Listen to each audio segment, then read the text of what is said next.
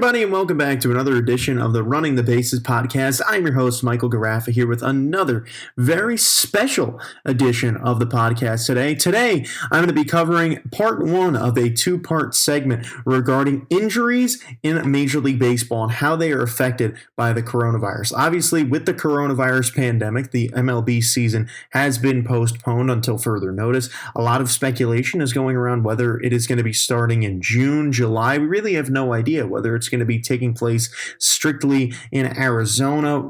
There's a lot of questions regarding the upcoming season, but there's one thing that is going to be very highly impacted by the coronavirus and what really went down with this virus and how it's going to impact people that have had injuries. There are players that are going to be out for the entirety of the 2020 season, but there are some people that were probably going to be out for opening day, or we're anticipating a later in the season return that will probably now have a much bigger impact on their team come this season. So today we're going to be starting off with the American League side of Major League Baseball, and we're going to go from the American League East all the way down to the American League West. And we're going to kick it off with the Baltimore Orioles. And their only memorable injury that really is impactful is DJ Stewart, an outfielder. He's pretty young in his career. He's hoping that he will get himself to become one of the top players in the Orioles franchise, but he wasn't planning on recovering until late March, which means that his opportunity to start on opening day was very low. I mean, he was not going to be playing an opening day. The chances were really not there.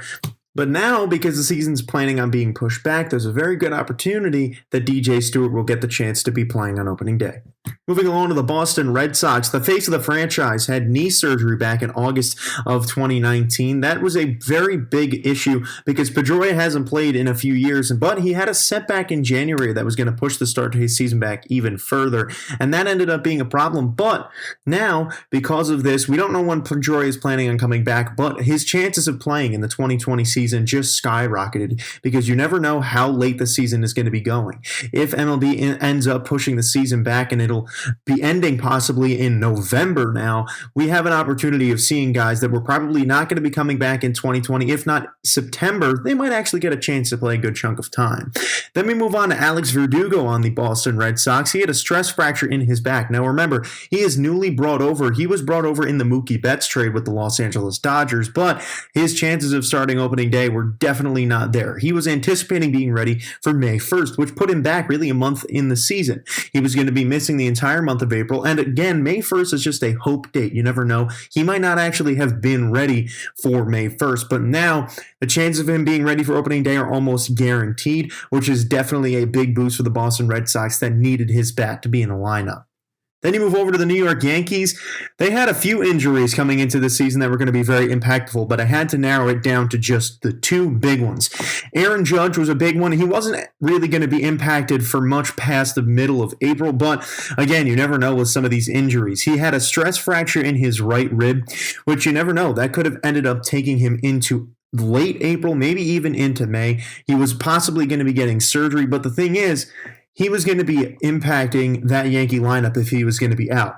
But now, knowing that the season's going to be starting a lot later, Aaron Judge definitely is going to be in that lineup on opening day unless something else comes up, and that is a huge need for the New York Yankees, especially with the high hopes that they have for this season.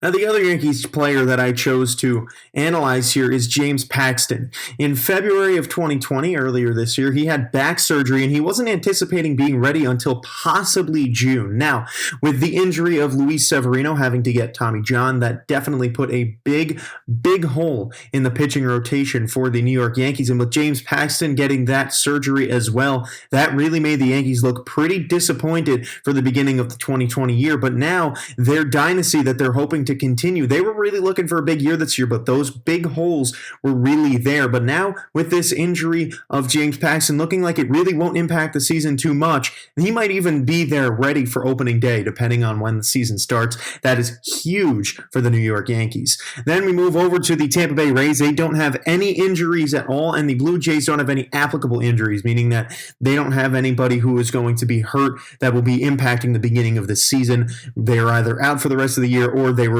going to be ready by opening day anyway.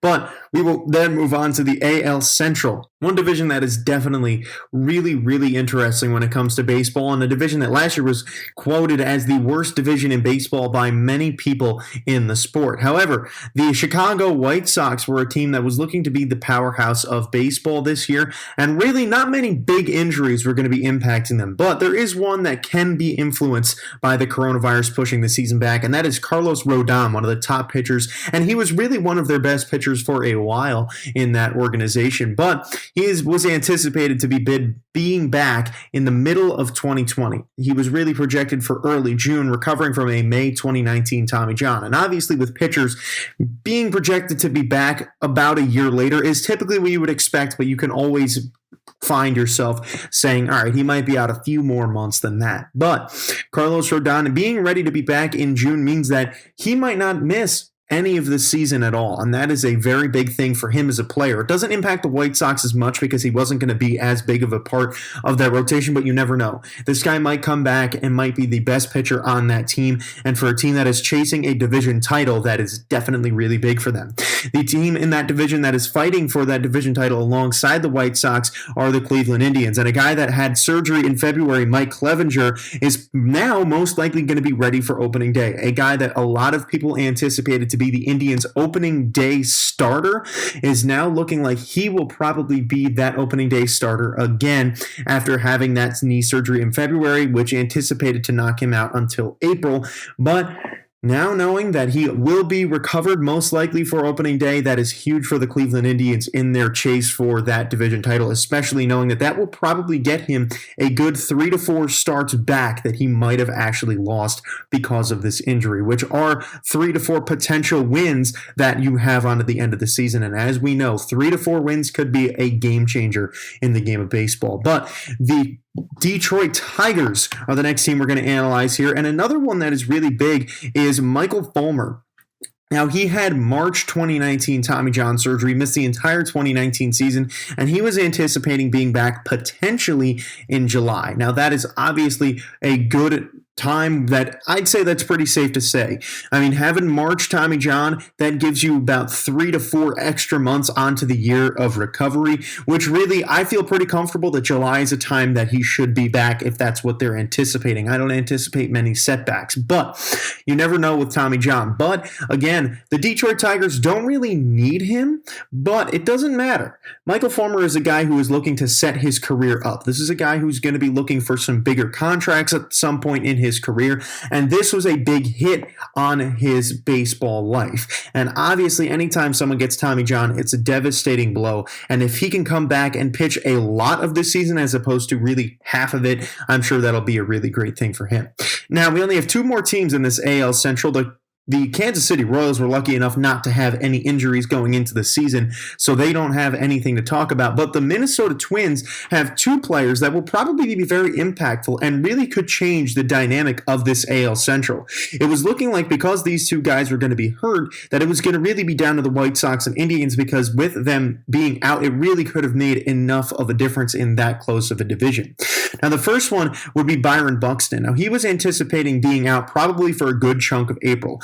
He had September 2019 left shoulder surgery, and he took live BP for the first time on March 10th. Now, you really can't anticipate when he was going to be coming back, but you never know. This guy might have been ready for the middle of April, or he might have been out till the beginning of May. And that month of having Byron Buxton in the outfield defending one of the best defenders in baseball, and you never know what his bat's going to look like. If he can finally start hitting, the Twins will be a really powerhouse team. And having him not be in that lineup is definitely going to be felt if the season starts on time. However, the season did not start on time and will not be starting on time, which means that Byron Buxton will most definitely be in there on opening day. That is a very big thing that the Twins needed. Then you have Rich Hill, who had elbow surgery in October, and he was looking to be back in June, which really sets them back a lot. However, the Twins knew this when they got Rich Hill in that 3-way trade that involved Mookie Betts. So they knew that he was going to be hurt. They knew that he probably wasn't going to be ready, which is why the Twins weren't necessarily anticipating a landslide in this season. However, Rich Hill now most likely will be back on opening day. And having him in that rotation for a full season of baseball is going to be very impactful for a team that is trying to defend their AL Central title. That leaves us with one division left to speak about, and that is the American League West.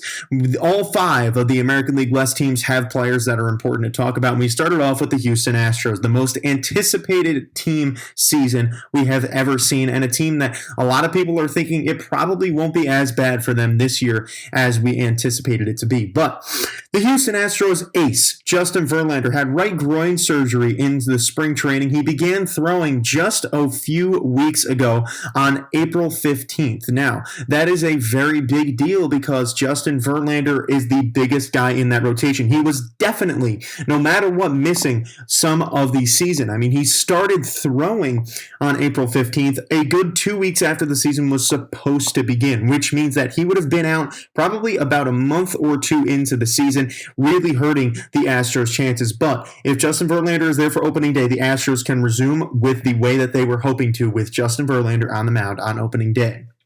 Now, the other team in that division that was looking to be a very powerful force this year for the first time in a while were the Los Angeles Angels, and a big man in that lineup was Shohei Ohtani. However, he is still recovering from Tommy John and left knee surgery. Now, he did play in spring training, but he hasn't thrown any live BP yet. He hasn't thrown anything. So he really hasn't been able to do much. He hasn't thrown off of the mound, which means that his timetable for returning as a pitcher is really not clear. He's probably not going to be able to pitch for a while, and not having Ohtani pitching at all is really going to hurt the Angels. And you never know how he's going to be hitting with that left knee. He might not be back to the way he was, but now knowing that he has more time to recover, we might see Shohei Ohtani returning in a lot better form than he would have been at the beginning of the season, giving an Angels team a possibility at that American League West. Only 3 teams remain in the American League West, and the Athletics are a really good team to speak about. The Oakland Athletics don't have many injuries that'll be super impactful, but the one that I wanted to talk about is Daniel Mengden. Now, in February of 2020, he had right elbow surgery, and on March 13th, he played catch for the first time. So clearly, it wasn't that big of a surgery. It did not really kill him very much. I mean, he is planning on pitching again, obviously, but we didn't know how that would impact opening day. But based on the way that surgery seemed to have been looking, it was anticipated now, from my perspective, that Daniel Mengden was probably going to be ready maybe by the middle of April, if not late April. But now with the season probably not starting until June or July, this gives him a really good opportunity to get back out there and to be throwing again. And that is obviously something really, really important. Then we also have the Seattle Mariners, and Mitch Haniger, one of the top players on that team, is recovering from a January sports hernia surgery, and then in February he had back surgery. So he started doing some exercises on April 11th, but that still doesn't mean much. That means that he is probably going to be out for a good chunk of time, and he might not even be ready for the start of the season yet. But for the Seattle Mariners and for Mitch Haniger's career, he is hopefully going to get to play a lot more of the season than he anticipated, which is really a very nice positive from this. And then the last team that I am going to talk about here was a pretty gruesome scene when it happened, but Willie Calhoun, one of the top prospects in the Texas Rangers organization, was hit by a pitch. He broke his jaw in spring training. Now, Calhoun was not anticipated to be the best player on the team by any means, but he was definitely a guy that had a very bright future. And this was going to be pushing back his season. Now, he had the wire removed from his mouth on April 7th, which means that he would have missed a little bit of the season. Now, again, that doesn't mean that he was ready on April 7th. It just means that he was definitely would have been out through April 7th. So seeing that he got that taken care of really is a good thing, and it means that he will probably be ready for opening day. Obviously, all of these injuries, it is all speculation by me. I'm just going based on the history of baseball, what I've seen with a lot of these injuries, and, just completely speculating what could be happening. But it's always exciting to be taking a look at what could happen and how this coronavirus has impacted the MLB season. I will be talking about the National League as well. That will be another one coming out very shortly. But that is going to be another one that's going to be fun to talk about, because the National League is very different from the American League, so you never know what can happen. But I'm definitely looking forward to getting to that side of this coin. But for now, the American League injuries is wrapped up, and I hope you guys enjoyed this video. I'm your host, Michael Garaffa, and I will see you guys all next time.